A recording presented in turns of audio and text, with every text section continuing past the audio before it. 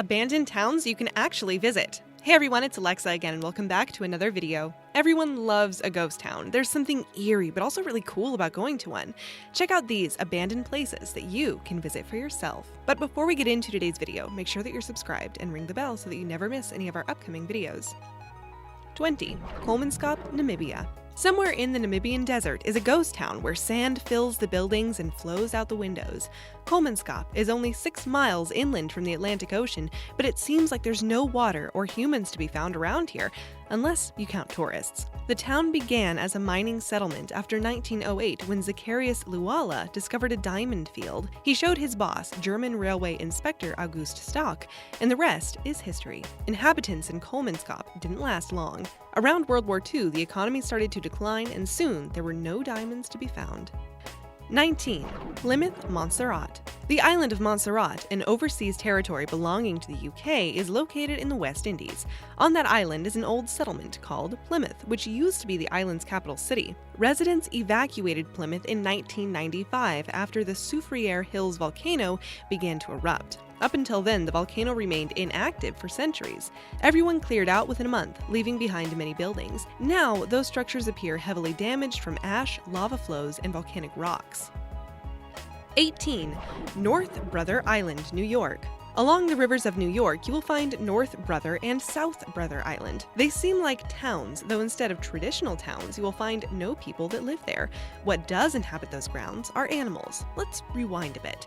No one occupied North Brother Island until 1885, after New York City purchased the property to build the Riverside Hospital as a space to treat severe diseases like smallpox, tuberculosis, yellow fever, and more. During World War II, the island housed young veterans. Around the 1960s, the facility closed and all the humans left. However, it now exists as a bird sanctuary. South Brother Island, once a dumping ground, currently serves as a nesting colony for birds. 17. Glen Rio, New Mexico, Texas. It was once called Rock Island, but make no mistake, you will not find the abandoned town of Glen Rio in the ocean. Its newer name comes from the Scottish word glen, combined with the Spanish word rio for river. You will find this unincorporated community between the boundaries of Texas and New Mexico. It was founded as a railroad town on the Rock Island Railroad in 1903. Glen Rio's decline was in line with the closing of the railroad depot in 1955. When Route 66 opened, it was the end of Glen Rio. 16. Gilman, Colorado. Gilman rose from the rocky hills of Colorado during the state's silver boom. Back then, Gilman was the center of lead and zinc mining for years. At the end of the silver boom, Gilman continued to exist, though its demise would arrive a century after its birth. In 1984, the EPA ordered the town to be evacuated after news of pollutants in the groundwater. Combined with how profitable the mines were in a new era, the best course of action was for the townspeople to leave. 15. Oradour-sur-Glane, France. The commune of Oradour-sur-Glane can be found in the Nouvelle-Aquitaine region of west-central France. It wasn't a big place to begin with. However, its destruction is a pretty big moment in history. Only 642 people lived here in 1944. After World War II, only 20 residents remained. A new town with the same name was built nearby, though the old ghost town serves as a memorial to the war. 14. Goldfield, Arizona. The Goldfield ghost town of Arizona used to be where you could find an abundance of high-grade gold ore.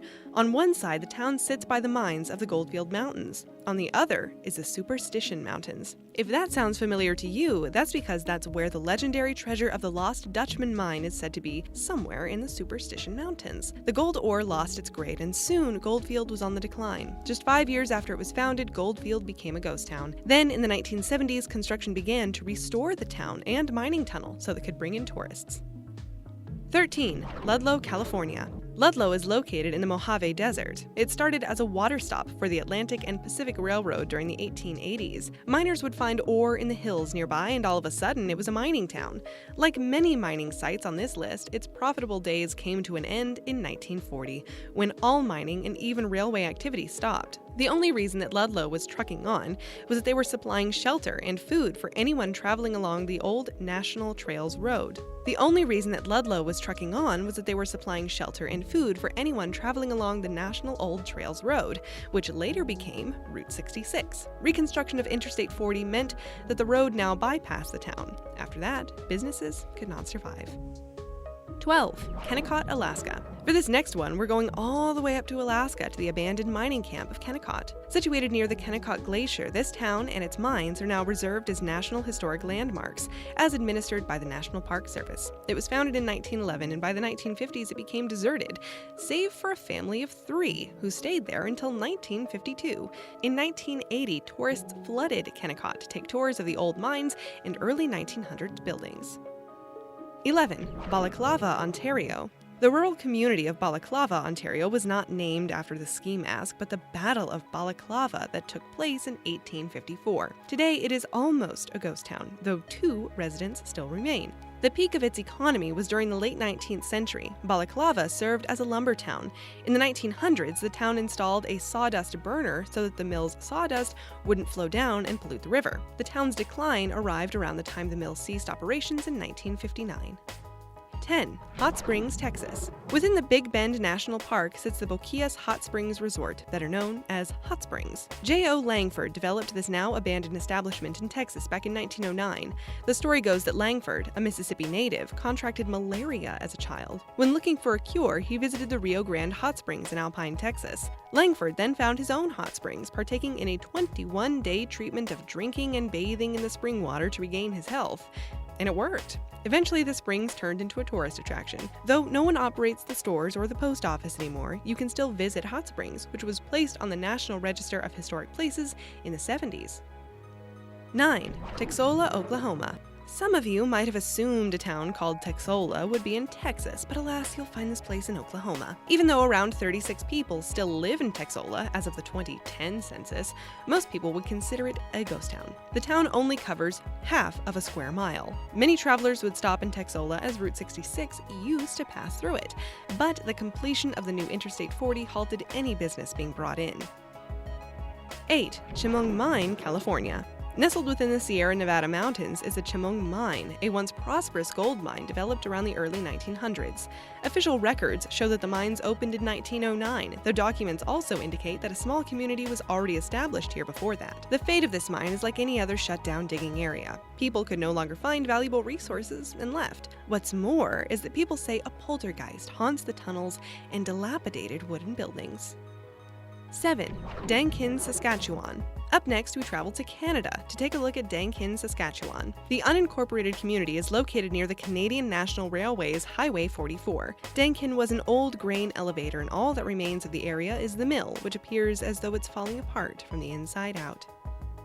6. Bannack, Montana. Near Montana's Grasshopper Creek is one of the most famous ghost towns in all of America, Bannack. It was founded in 1862, named after the indigenous peoples, the Bannack Indians. The town's founding came after miners discovered gold here. It was such a significant mining site that Bannack served as Montana Territory's capital for a little while until the capital was moved to Virginia City. It may be deserted now, but people do fill the area every third weekend of July when the Bannack Days celebrations take place. During that Saturday and Sunday, Bannack State Park officials hold an event where participants reenact the busting days of the boomtown, dressed up as miners from the gold rush. 5. Fordlandia, Brazil. In the Brazilian state of Para is Fordlandia, which is Portuguese for Ford Land. As you might have guessed, industrialist Henry Ford established this land in 1928 and intended it to be an industrial town. About 10,000 people were supposed to live in Fordlandia, a place where his company could secure the cultivated rubber for making tires for his cars.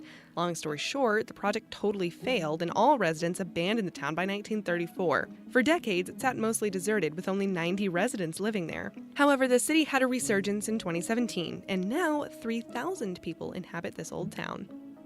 4. St. Elmo, Colorado. St. Elmo was founded in 1880 as a mining town. Upon being established, 2,000 people came from all over the country to settle here for the town's abundance in gold and silver. This Colorado town began its decline in the 1920s. The railroad closing down in 1922 did not help economic matters either. Years later, Colorado has found a way to profit from this abandoned settlement, as it is now one of their most famous ghost towns. Even with that title, a few inhabitants still dwell around these parts. The old mining roads were converted into off-road vehicle trails, and now tourists come to the general store, which is only open in the summers, and rent off-road vehicles or buy souvenirs. 3. BODIE, California. BODIE isn't just sitting there long forgotten. The U.S. Department of the Interior lists this old place as a National Historic Landmark, and since 1962, it has been officially known as BODIE State Historic Park. Just because it's old doesn't mean it has to fade away. The ghost town of BODIE is 75 miles southeast of Lake Tahoe. This boomtown came to be in 1876 because of, surprise, surprise, gold. Even though its thousands of inhabitants left a long time ago, about 200,000 tourists visit annually. 2. Hashima, Japan. Hashima Island is one of Japan's 505 uninhabited islands, part of the Nagasaki Prefecture. It is commonly referred to as Gunkanjima, or Battleship Island. It sits 9 miles off the coast of the city of Nagasaki. The abandoned area of land is 16 acres and used to be used for its undersea coal mines. Japan established this mine in 1887. Its peak population reached over 5,000 in 1959, but with the rise of petroleum over coal, that population quickly dwindled, and by the mid-70s, the mine was closed and people left. A few movies have used Hashima as film sets, such as the James Bond film Skyfall and the live-action adaptation of the manga Attack on Titan. Before we reveal number 1, we've got a question for you. If you could be the founder of your own city, where would you be and what would you name it? Let us know in the comments below.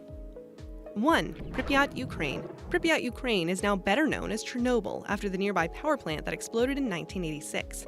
Pripyat was founded in 1970, the 9th nuclear city in the Soviet Union. Nearly 50,000 people lived here by 1979. After the Chernobyl disaster in the 80s, everyone was ordered to leave the city. The casualties were high, as was the number of people injured and forever affected by the radiation levels.